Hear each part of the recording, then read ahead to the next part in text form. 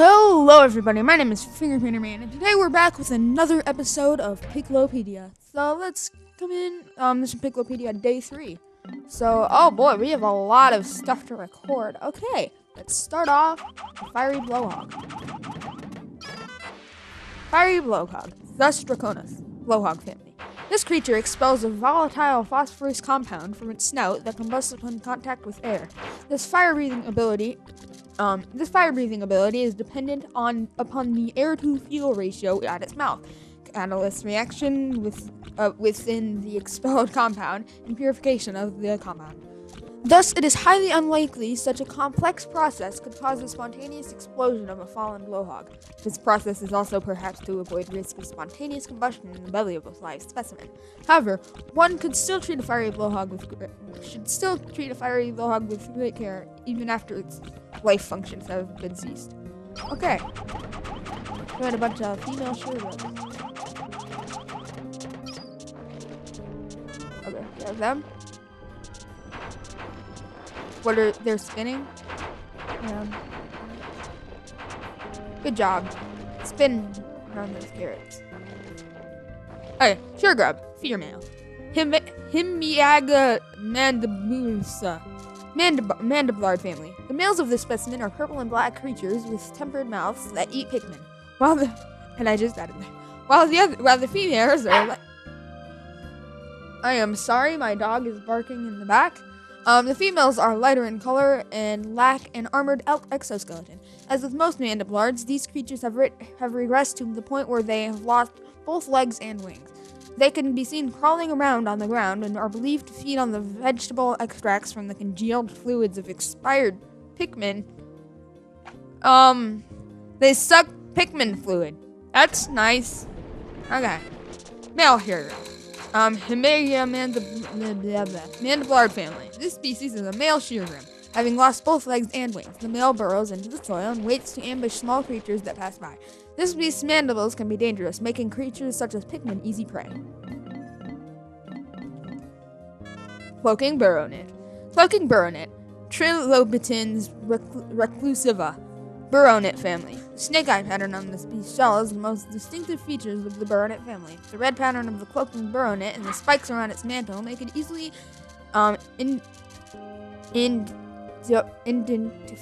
identifiable while still making a representable species of the Burrownit family. The shell on the cloaking Burrownit's back also provides a frame that fixes its muscular structure in place and appears to give the creature its powerful needle-launching attack.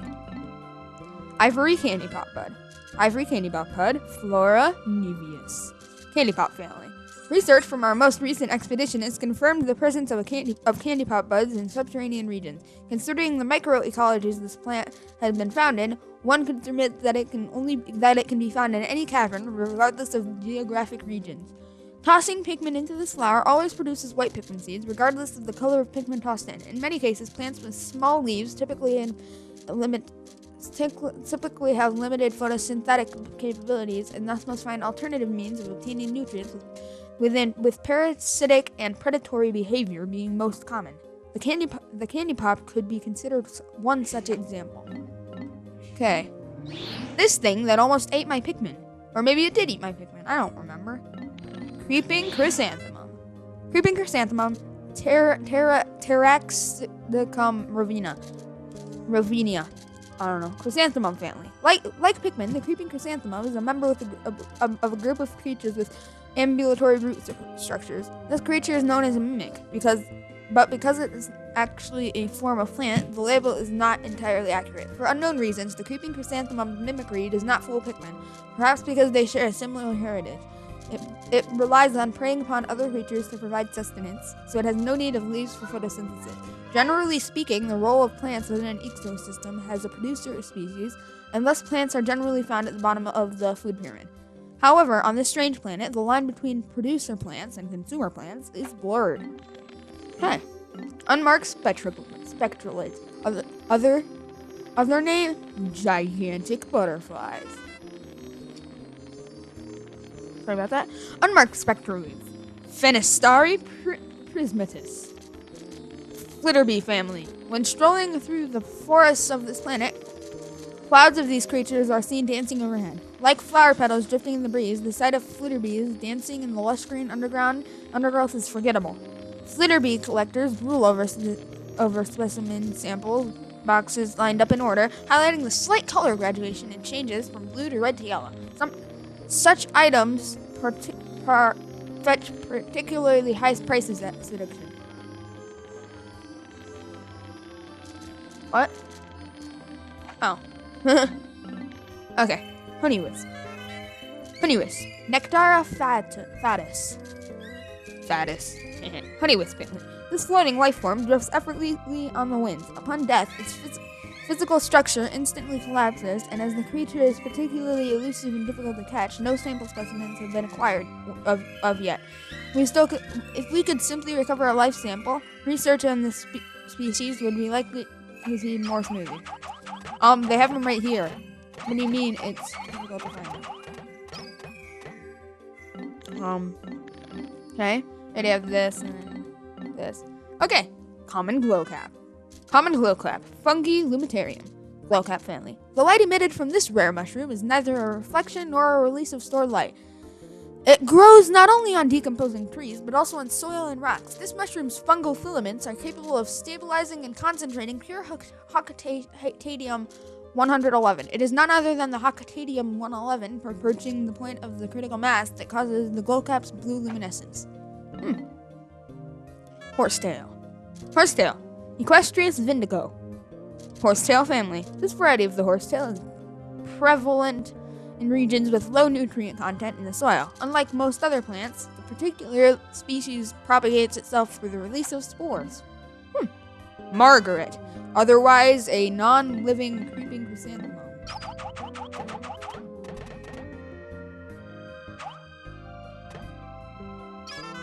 Whatever. Margaret. Luminosus croceus. Chrysanthemum family. See? Chrysanthemum. This plant's delicate flowers often inspire waves of nostalgia, giving a bittersweet feeling to any who gaze upon them. That was it? Okay. Fiddlehead. Violini orchestras. Violin orchestra. I don't get the reference it's making, but whatever. Fern family. At first glance, this plant resembles a spring used in the ship's sublight engine. Many of its most primitive characteristics remain intact, including the habit of spreading through the dispersal of spores. Empress Bulblax. Wait, it falls asleep. It fell asleep. Okay. Empress Bulblax. Oculus Matriarcha. Grubdog family. Initial observations placed a doubt on the capability of the grubdog family to support a strong and/or bee-like social structure, but recent studies show the family is capable of such complexity. The egg sac of the largest female grubdog within a given range of swells to dramatic proportions in response to environmental changes, such as the sudden depletion of prey species. These females temporarily take on the role of the pack matriarch. Also, in pack formation, it has been observed that nearly all males not involved in species reproduction undergo natural sex changes. The characteristics of such specimens are quite intriguing indeed. Burrowing snagger. Go to his face. Go to his face. Kill him. Kill him. Kill him with carrots. In the face. Let's see how many you'll eat. Will you eat all the carrots?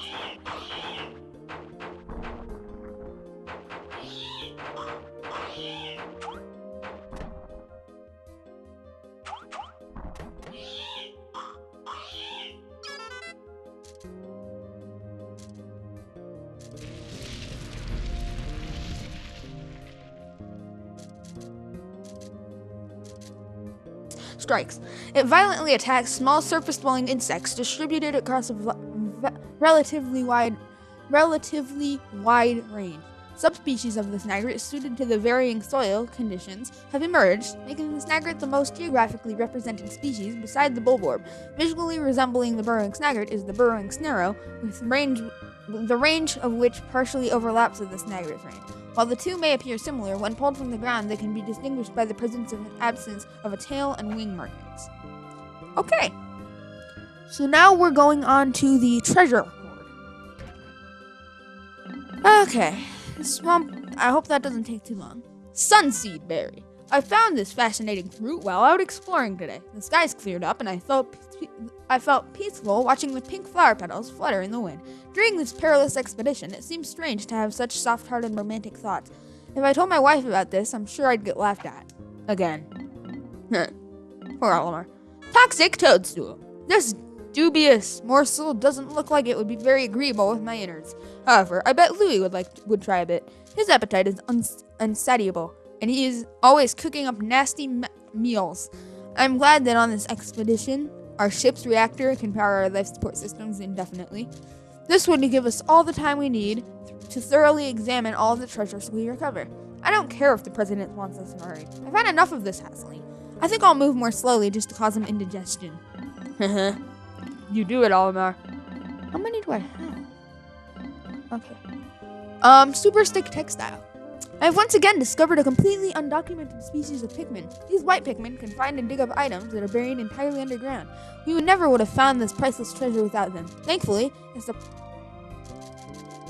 What the heck? My nunchuck stopped working.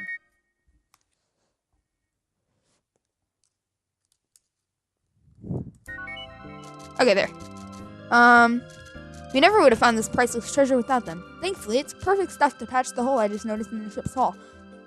P.S. I named the cave where I first encountered the white Pikmin the White Flower Garden. Yes, you have. Petrified Heart. The vivid color,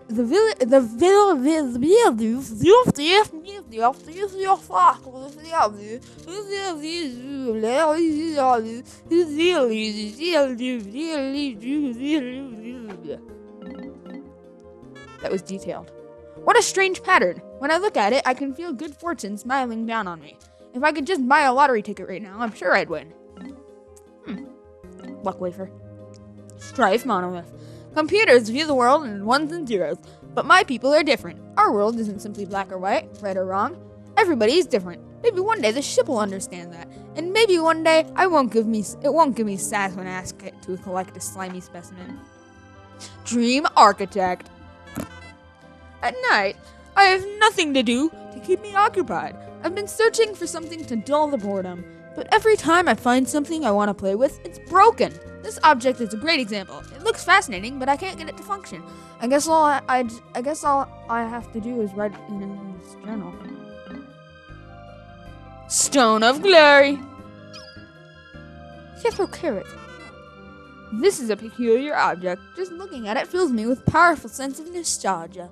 Now that I think about it, the Pikmin had a curious look on their faces when they carried it. Or maybe that was just my imagination. Cosmic Archive. The cave we searched today was lined with flame-spewing spouts. The temperature in that cave was absolutely stifling. Oh, that reminds me, I completely forgot to tell Louis about the red Pikmin. He's so quiet. I sometimes forget he's even there. This item I salvaged from a cave seems to be some kind of storage device, but I have no way to play back the contents. Survival ointment. In a survival situation, the most important things are water, courage, and a first aid kit. I've got water and an endless supply of courage, but I don't have a first aid kit. Sometimes I don't have a whole lot of motivation either. I may be a daring explorer, but sometimes I just want to loaf around all day and sleep. Wait. What if the president reads this journal? I never dream of slacking on the job. Yeah. Go, Olimar. Alien billboard. There are several different patterns drawn on this object's surface. They appear to be characters or letters, but I can't make any sense of them. This is just an educated guess, but I wonder if this object is a kind of alien bulletin board. The size of the object seems about right for it. Nope. It's shoe polish. It's Keely shoe polish. Olimar, you're wrong. Okay. Sorry about that, my throat is kinda stuffy. Okay, Drought Ender. Today, I delivered an impromptu lecture on the basics of wilderness survival. As Louis' superior, it's my responsibility to teach him these skills. Walking around as much as we do generates an intense thirst, so water becomes very important. I told Louie that we have to ration our water carefully. That's what I was thinking until I found this. I was so parched that I couldn't help myself. I drank all the water in the canteen. It tasted so good. But when I turned around, Louie gave me a cold stare.